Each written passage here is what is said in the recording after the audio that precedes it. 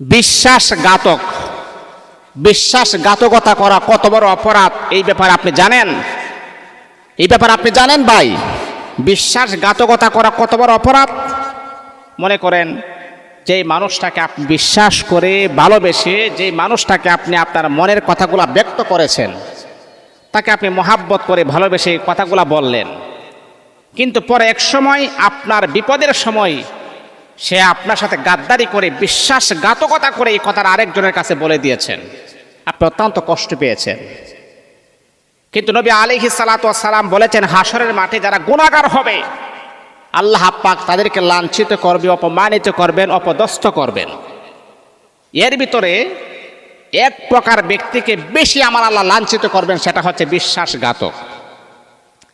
আর ওই ব্যক্তিদেরকে দেখলে আপনি নিজেও চিনবেন, যারা বিশ্বাসঘাতকতা করেছে তাদের হাতে একটা পতাকা থাকবে, আর তাদেরকে দেখলেই আপনি চিনবেন সে বিশ্বাসঘাতকতা করেছে।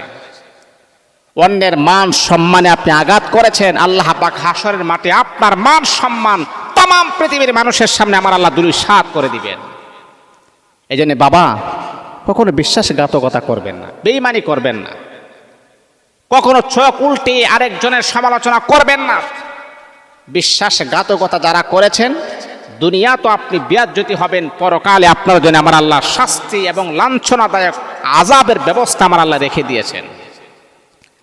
আজকে আমরা এতটাই স্বার্থপর হয়ে গেছি, আমার কথার সাথে আপনার কথার অ্যাডজাস্ট না হলে, মিল না হলে আমি তার বিরুদ্ধে লেগে যাই, এমনটা হই না? আজকে আমরা আলেম ওলামা, একজন সুন্নি আরেকজন ওহাবি বলে আমরা গালিগালাজ করি। কেন বাবা? এটা কেন? এই ডিস্টেন্সটা কেন? সে কিয়াম করে, আমি করি না, এই জন্য কি তাকে আমি মাজার পূজারি বলতে পারি?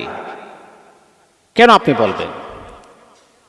আমরা স্টেজে উঠে প্রকাশ্যে দিবালোকে হাজার হাজার মানুষের সামনে একজন আরেকজনের সমালোচনা কেন আপনি করেন? কি কারণে করেন?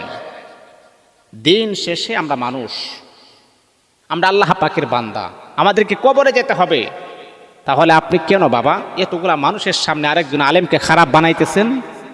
এটা করবেন না, এই বিশ্বাসঘাতকতা করবেন না, মানুষের সামনে আরেকজনকে ছোট করবেন না।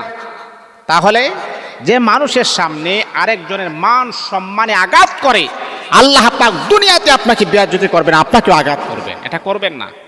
যদি পারেন সম্মান করবেন, যদি পারেন নীরবতা অবলম্বন করবেন, যদি সম্মান করতে না জানেন আরেকজনকে আঘাত যে কথা বলবেন না, তার পার্সোনাল বিষয়গুলোকে মানুষের সামনে প্রকাশ করে দিবেন না, বিশ্বাসঘাতকতা বেঈমানি করবেন না। আল্লাহ পাক আমাদেরকে বুঝার তৌফিক দান করুন।